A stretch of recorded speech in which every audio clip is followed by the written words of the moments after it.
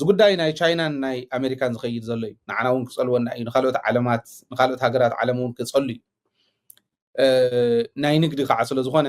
ናይ ንግዲ ኣቑሑት እንዳኸበሩ እዮም ዝኸዱ ከምቲ ዝገብርኦ ዝኒዋ እንድሕር ኮይኑ ነንባዕለን እየን ኦፍኮርስ ሕዚ ዝገብርኦ ዘለዋ ግን እንታይ ዓይነት ኢምፓክት ይክህልዎ ኣብ ግሎባል ኢኮኖሚ ኣብቲ ናይ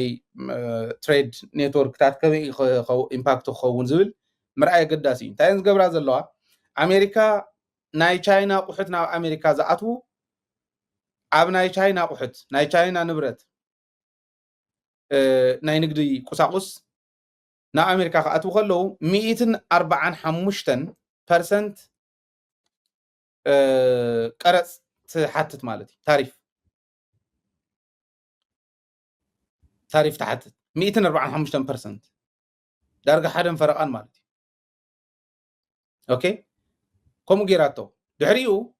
ነዚኡ ትናይ ትራምፕ እውን እናወሰኸሉ ምስ ከደ እናቐፀለ ናብዚኡ ምስ ኣብፅሖ ቻይና እውን ናይ ባዕላ ስጉም ተወሲዳ ቅድሚ ሕዚ ካብ ኣሜሪካ ዝመፅእ እንዶም ትሕቲ ሓደ እዩ ነይሩ ዳት ሚንስ ናብ ከባቢ 84% እዩ ነይሩ ቅድሚ ሕዚ ታሪፍ ሕዚ ናብ 125 ልዕል ኣቢላቶ ኣላ መራሕቲ ቻይና ኣብ ሚድያታቶም ዝገለፅዎ እንታይ እዩ ኣሜሪካ ናይ ቻይና ኣቑሑት ናይ ቻይና ናይ ንግዲ ቁሳቁስ ክመፁ ከለዉ ኣብኡ ዘውዕሎ ዘቕምጦ ታሪፍ እናወሰኽኩ ክኸይድ እየ እንተኢላ ናይ ቆልዓ ፀወታ እዩ ዝኸውን ብታሪፍ ፀወታ ናይ ቆልዓ ፀወታ እዩ ዝኸውን ትክክል ኣይኮነን ጠጠው ክተብል ኣለዋ እዩ ዝብል ሕዚ ፋይናንስ ሚኒስትር ናይ ኣሜሪካ ዝብሎ ካብ ሕጊ ንግዲ ወፃኢ ኣሜሪካ ትሰርሕ ዘላ እዩ ዝብል ንሱ ስለ ዝገበረት ከዓ ንሕና ናብ 125% ውልዕልና ኣለና ካብቲ ናይ ኣሜሪካን ታሕቲ እዩ ግን ናብኡ ልዕል ኣቢልና ኣለና ይብሉ ምናልባሽ ኣሜሪካ ልዕል እንተቢላቶ እንተወሲኻ ካብኡ ግን እቲኣ እውን ክትውስኻ ባንክ ክገባበራ እውን ይኽእላ እየን ከምኡ እናበለ እንተዘሪኡ መፍትሒ ፖለቲካዊ መፍትሒ እንተዘይተገይሩ ክልቲአን ከምኡ እንድሕር ኮይነን ንካሊእ ከባብታት ዓለም ጥቕሚ ድዩስ ጉድኣት እዚ ኢኮኖሚስትስ ብደንብ ክትንትንዎ ክእሉ ኣለዎም ኢኮኖሚስትስ ባይ ዘ ወይ ናና ሚድያ ንሰብ ሞያ ክፍቲ እዩ ንካሊእ እውን ክፍቲ እዩ ብፍላይ ከዓ ንሰብ ሞያ ህዝቢ ከምህሩ ንዝኽእሉ ፕራዮሪቲ ሂብና ንሰርሐሉ እዩ ማለት እዩ ስለዚ እንታይ እቲ ኢምፓክት ዝኸውን ከምዚ ስለ ዝኾነ ኣብ ንግዲ ዓለም ክፈጥሮ ዝኽእል ክልቲአን ባን እንተዝገባበራ ኸ ትዛት ኤክስተንት እንተዝኸይድ ነይሩ ናይ ክልቲአን ኣፈላላይ ናብ ምንታይ ክኸይድ ይኽእል ናይ ኢኮኖሚ ዓለም ፅዕንትኡ እንታይ ይኸውን ኣብ ኢኮኖሚ ዓለም ፅዕንትኡ እንታይ ይኸውን ኣብ ናይ ንግዲ ዓለም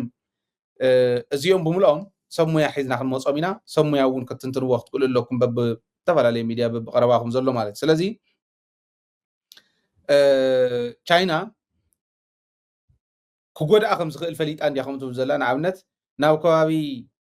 3% ጠቕላላ ምህርቲ ናይ ቻይና ንኣሜሪካ እዩ ዝኸይድ 3%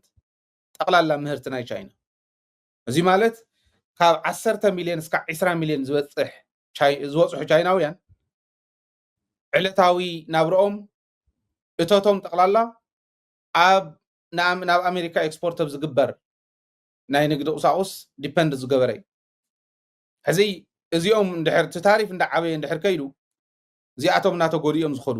ቻይና ከምዚ ምባላ ብዙሕ ዘንውር ኣይኮነን ዋላ ካብቲ ናይ ኣሜሪካን ታሕቲ ምዃኑ እቲ ፐርሰንት እውን